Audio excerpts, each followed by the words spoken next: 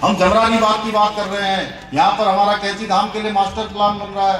ये हल्द्वानी शहर को स्मार्ट सिटी की तर्ज पर आगे विकसित करने के लिए योजना हो, चाहे यहाँ ट्रेन चलानी हो, चाहे हल्द्वानी से पिथौरागढ़, मुंशियारी और चंपावत के लिए हेली सेवा प्रारंभ करनी हो, रेल सेवा हो, रोड हो, रोपवे हो, सब में हम तेजी से काम कर रहे हैं। और ये वो सारे काम हैं जो कई दशकों से रुके हुए थे।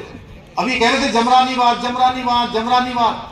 आप भी सुनते थे, मैं भी सुनता था जब से छोटा था कि जमरानी बाग कब बनेगा, जमरानी बाग कब बनेगा। इतने दशक बीत गए लेकिन नहीं बन पाया। आज जमरानी बाग बनने का मार्ग प्रशस्त हुआ, उसकी स्वीकृति प्रदान हुई तो हमारे प्रधानमंत्री मोदी जी के नेतृत्व में हुई, क्योंकि उनको उत्तराखंड की जनता से बहुत प्यार है। हमेशा मुझे जब भी हमारे पत्रकार बंधु पूछते हैं कि लोकसभा चुनाव में क्या होने वाला है, तो मैं उनसे कहता हूं कि जिस प्रकार से हर एक अवसर पर, चाहे उत्तराखंड की हमारी टोपी हो ब्रह्म कमल वाली, पहन रखी है प्रताप जी ने, ये टोपी प्रधानमंत्री जी ने 26 जनवरी 2022 को वहां पहनी थी, लाल किले में, दिल्ली में लाल किले में।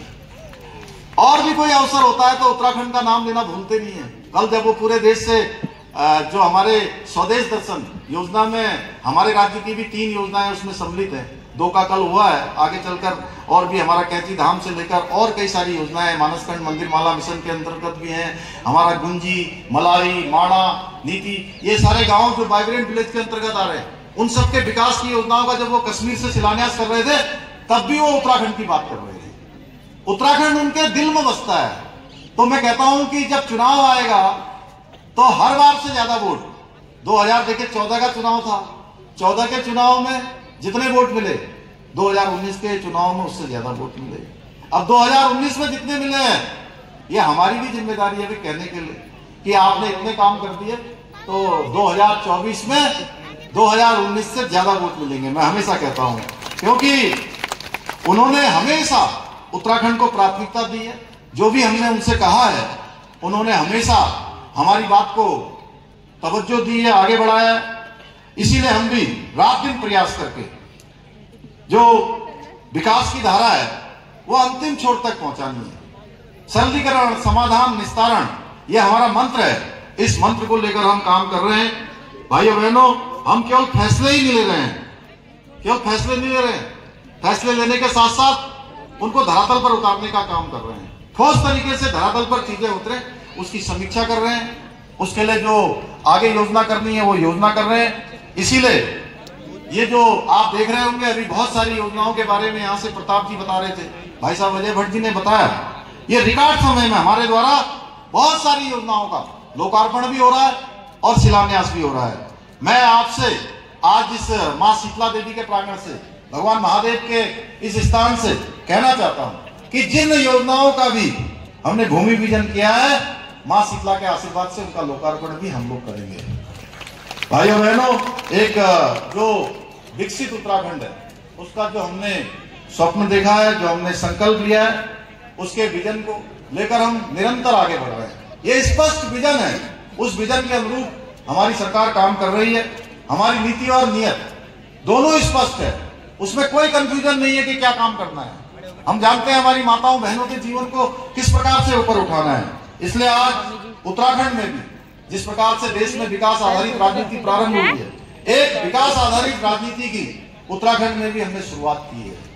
ये कोई समापन नहीं हो गया कि आज लोकार्पण हो गया, आज शिलान्यास हो गया, ये हमारी शुरुआत हुई है। हम आगे बढ़ेंगे।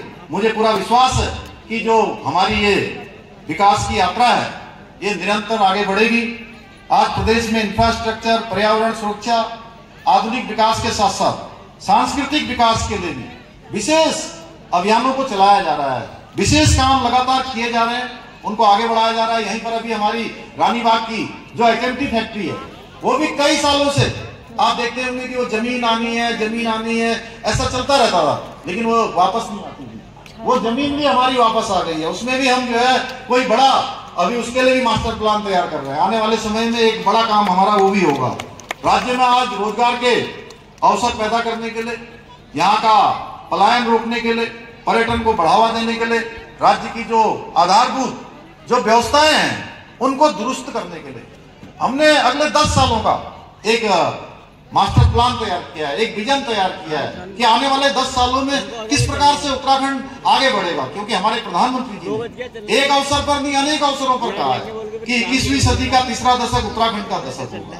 और आप देख रहे होंगे जितने रिकॉर्ड काम हो रहे हैं इस दशक में, एक के बाद एक। जहां आप लोगों का आशीर्वाद है वहीं भगवान की कृपा है।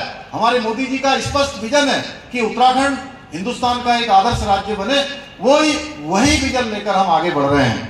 आज सब बताइए, आज जैसे आज यहाँ पर रोडवेज का बस टर्मिनल बन गया, आरटीओ कार्यालय बन गया, ड्राइविंग स्कूल का निर्माण हो जाएगा, तो इससे रोजगार के अवसर बढ़ेंगे ना। यहाँ अभी हैंकी जी कह रहे थे कि साहब आपने बड़ा अच्छा काम कर दिया, ये जो हमारा प्रशिक्षण का जो संस्थान है वो केवल वही देहरादून में था, देहरादून के बाद अब हल्द्वानी में खुल गया है। तो ये एक बड़ा काम हो गया, इससे पर्यटन को भी बढ़ावा मिलेगा, रोजगार भी बढ़ेगा। वाहनों से जो हमारे इनके संबंध में जो भी काम होते थे उन कामों के लिए अब इधर उधर के चक्कर काटने से हमको निजात मिलेगा, हमको मुक्ति मिलेगी ना जोर से, इससे सुविधा होगी ना। अरे आप लोग इसमें भी जोर से नहीं बोल रहे हैं, इतना बड़ा काम हो रहा है। हमारे फौजी लोग बोलेंगे सब वहां से। ये देखिए